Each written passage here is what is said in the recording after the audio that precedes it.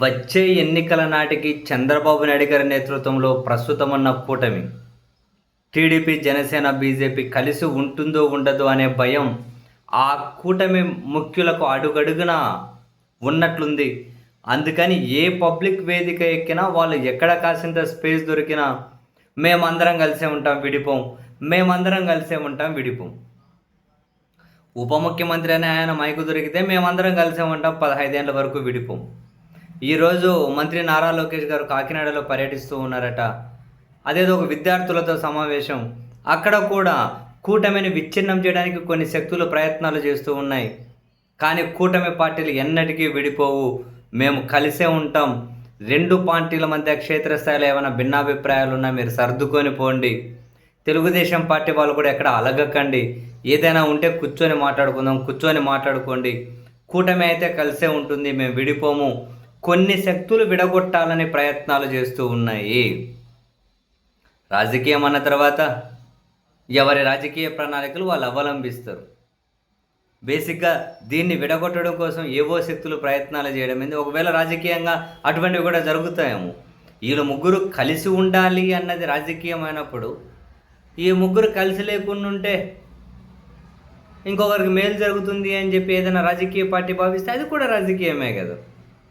అయినా వీళ్ళు అధికారంలో లేనప్పుడు కథ పక్కన పెడితే అధికారంలో ఉన్నప్పుడు కూడా పదే పదే జగన్మోహన్ రెడ్డి గారి నామస్మరణ చేయడం ద్వారా ఎన్ని అడ్డంకులున్నా, ఎన్ని ఇబ్బందులున్నా మేము కలిసే ఉంటాం, ఒంటరిగా పోటీ చేయం, మేము విడిపోం, కలిసే ఉంటామని చెప్పడం ద్వారా వీళ్ళు జగన్మోహన్ రెడ్డి గారి నేతృత్వంలోని వైసీపీని ఒంటరిగా ఎదుర్కోలేరు అనే సంకేతాలు జనానికి వీళ్ళే పంపించినట్లు కదా.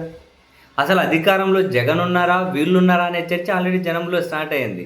ఎందుకంటే ప్రతిసారి ఉన్నదానికి లేని దానికి ఏ వేదిక ఎక్కినా జగన్ జగన్ జగన్ జగన్ నామస్మరణతో మారుమోగుతున్నాయి. ఈ అధికార కూటమి పార్టీలు నిర్వహించే సభలు, సమావేశాలు, సమీక్షలు, మీడియా సమావేశాలు అన్నీ కూడా జగన్ నామస్మరణతో మారుమోగుతూ ఉన్నాయి. ఇప్పుడు మళ్ళీ వాళ్ళు మేము ముగ్గురం విడిపోం, కలిసి ఉంటాం అంటే అదేదో సినిమాలో ఉంటుంది.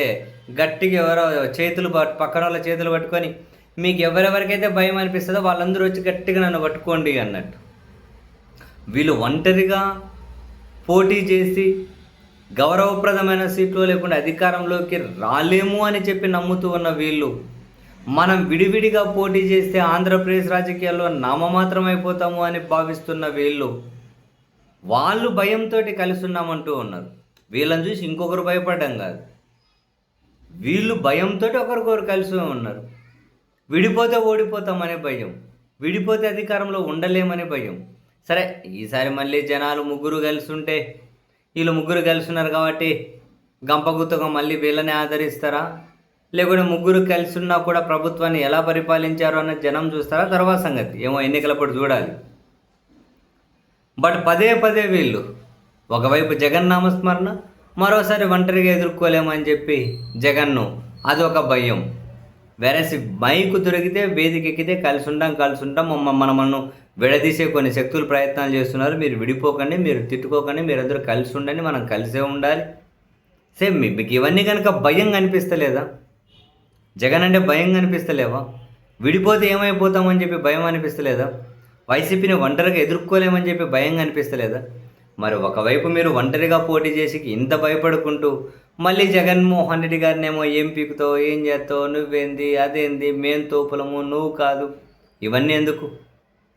జనరల్గా ఒంటరిగా పోటీ చేసి ధైర్యమే చేయలేకుండా ఉన్నారు కదా. ఎవరన్నా మనల్ని నిడదీస్తారేమో అని చెప్పి భయంలో, అభద్రతా భావంలో ఉన్నారు కదా. మరి అటువంటప్పుడు మీరు ఇంకొకరిని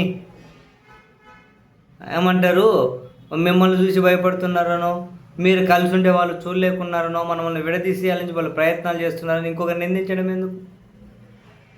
ఎవరైనా అంటారు, ఏ రాజకీయ పార్టీ అయినా అంటుంది, మీరు అన్ని అద్భుతంగా పరిపాలించింటే రండి మరి ఏది ఒంటరిగా వెళ్ళి జనం దగ్గర ఓట్లు అడగండి అని. మీరంత కారణ జన్ములు అయితే వెళ్ళి జనం దగ్గర ఒంటరిగా ఓట్లు అడగండి, ఎవరి బలం ఏదో తెలిసిపోతుంది అని. అదొక రాజకీయం. కానీ వీళ్ళలోనే అభద్రత భావం అన్నట్లది. విడిపోతామేమో నోరు తెలిస్తే అదే మాట.